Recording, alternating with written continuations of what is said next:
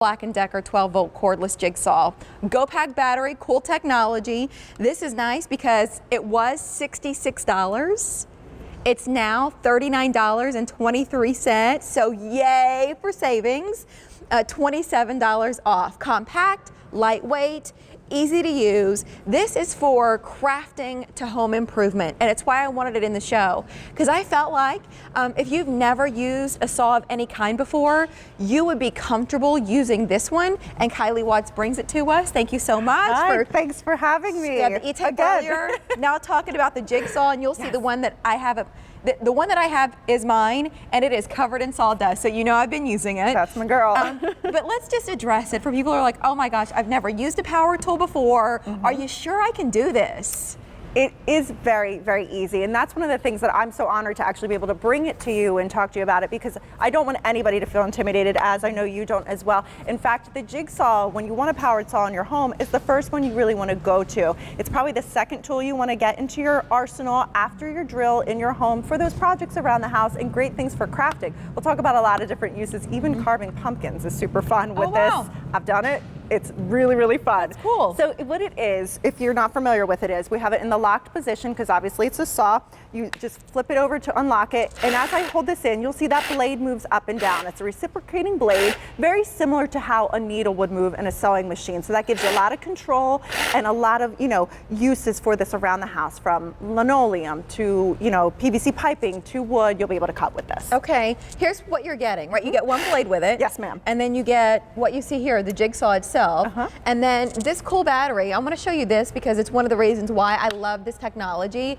This is what the battery looks like, and it weighs a fraction of what a lot of other like high-powered big tools might weigh, and so for me it's easier to use. And then why in the world does it come with this as a charging cable? Because the device and the battery itself can charge via USB or charge your USB devices up as well. So what Black & Decker did, you think there are 100 years of innovation in the tool making world. They started with two guys, one Black, one Decker, that's their last names, in a machine shop in Baltimore, Maryland. And they didn't want the batteries just to be something that you recharge up and you put on. They wanted it to be functional as well. So they actually hold a charge, and I'll hit that in. There's your indicator lights on here, and you're able to charge your USB devices with this as well. So it's portable power too, so they've thought of everything with this great 12-volt jigsaw. Okay, would you please show us how to use it, and then how to change the blade, and absolutely how to keep it safe? We'll get cutting soon all of too. This. I don't have a blade in mine, so I'm going to have to. Can I go get my actual one? You can, absolutely. Go right ahead. So the thing this is what it looks like. Let me just show you how it shows up to you new in the box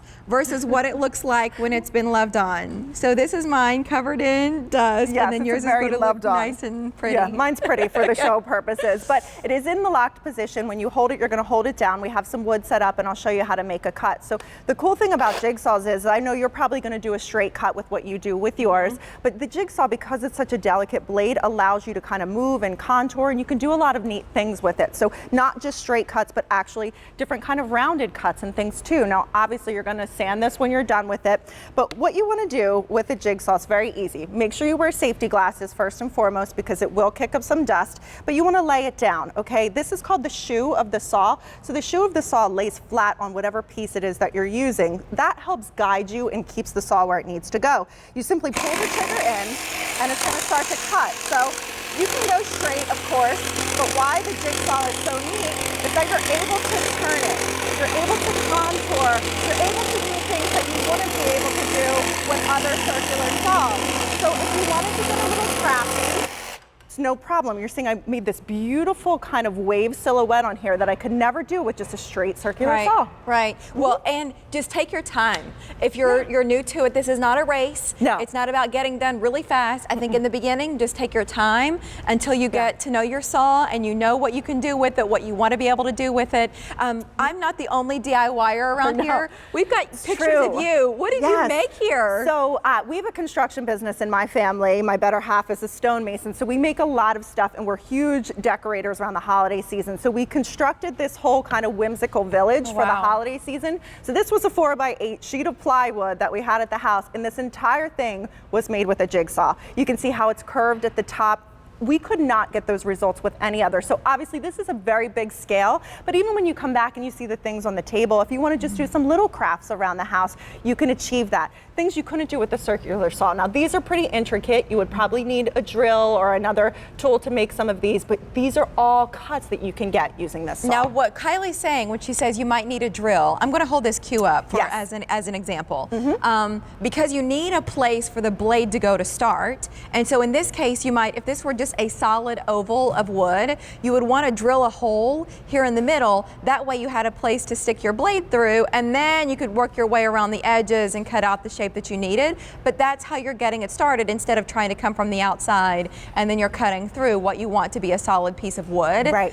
And the other thing about it that I would say is sort of sanding. Some people who are going to be new to this are going to wonder, like, what kind of sandpaper would I use?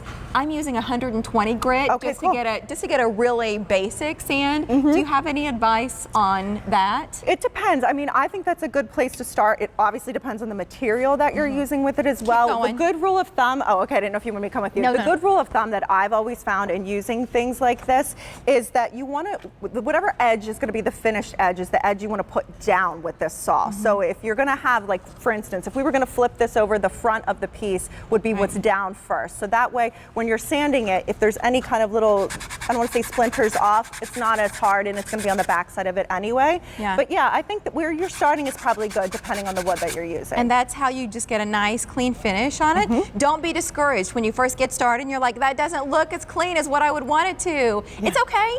It's totally okay. You can always go back and contour and make it a little bit cleaner. You can always use sandpaper to give those edges a crisper look. What I'm excited about here is you're shopping at QVC today for a brand that you could go to the tool store in your town. This is Black & Decker, the same brand. You're just not spending $66 today. It's under $40. And so maybe, you know, you're not going to give tools a try, but you're a little bit curious, and maybe I would like to make some of my gifts this year. I would like to take care of business around the house a little bit more instead of just hiring everything out. Give this a try. You can for under $40. And if you're shopping with a Q card, then it's right around $13 a month with your Q card. Can we do some more demonstrations? Yes, absolutely. Okay? We'll go back over. So remember, this is a super, super easy saw to use. It's a delicate blade that's on here, works very similar to the way that a needle would on a sewing machine. You always want to wear your safety glasses here. Do you want to cut? Yeah, you want me to do it? What do you mean, do I want to cut? I know. I was like, I don't want to have all the fun. Usually, I will be cutting here in a second. Okay. Okay, so I'll do it here for you. So remember, you can put it in a locked position. So now if I were to hit this trigger, it's in the locked position, so no worries, great safety feature. And I want you to also explain, when your blade is back, right, you don't want to start with your blade against the wood when you're first turning it on. Yes. You want to have just a tiny bit of distance so that the blade can start moving before you then take it to the wood. And what's super important is this bottom piece right here. This is called the shoe. That wants to stay flat. You'll see some people I've seen use them and they lean it down or up. This is a guide for you. The saw will start to jump around. You want to just keep that flat, but that makes sure that you have a nice flat surface. So I'm just going to go, and like I said, there's no race. You move, and yes, you can go straight, but what you can do is I can start to turn then. I can make rounder cuts in here. Say I was trying to make, you know, a candy cane or something rounded at the edge. That's no problem either. I couldn't do this with just a regular saw because it would want to just go straight, but now I've got that great contour with the jigsaw. Is there a limit to the thickness of things that you can cut? Let's see. I mean, I've probably gone up to, with this one, because it's 12-volt rechargeable and it's not one that is plugged in with a cord, I've probably personally gone up to maybe a ½ inch, no problem, plywood sheets with that. Have you tried anything thicker? I've not tried it, so I don't know. But that's what we're doing is ½ inch plywood with our project today. Yeah, so and I then think something that's else, perfect. If you would show us quickly, is how to change out the blade safely. Yes, ma'am. Okay, so the blade, actually, there is storage on the bottom of it for it as well. But the blade, you want to obviously make sure it's locked. I think a good rule of thumb is when you're not using this saw is just to turn it off simply. There's a little piece at the top here. This is what's going to hold it in. So you simply pull that back, and the blade comes out. There's a diagram on the side that tells you which way to put the blade. Blade teeth are always out with it as well, so you can't mess it up, and then it stores in the bottom of the saw itself. Come here. Let's go hang out. Okay, let's go. You brought me glasses, so I'm going to keep these on. Okay, keep them on. We started off, we marked our 2x2 project panel with all the lines. Now I got us a jump start. You're going to cut along this and then start cutting all of your notches out. So I'm going to take this, I've got it all clamped down and ready to go. You'll notice here I'm cutting along a line that I've drawn out of with a colored pencil, and then I've got those same lines going this way. So you cut here, You'd separate all of your tags. That would give you 4, 2 per gift, which is awesome. So you measure and mark your lines. We've just popped up step 2, where you're using your brand new jigsaw to then cut along your lines so that you would have what looks like 4 of these when it's all said and done. And Kylie, I'm going to put this week on Facebook 2 more projects in addition to what we're demonstrating live, all using the same jigsaw. Perfect. Yep. Okay, thank you, Kylie. It's so great to see you in our Gifts for the DIYer show. And it's time right now. Hi, Sean Pickford. Should I take my my safety glasses off? How are you? How are you, buddy? Up high. Great to see you. Well, up high.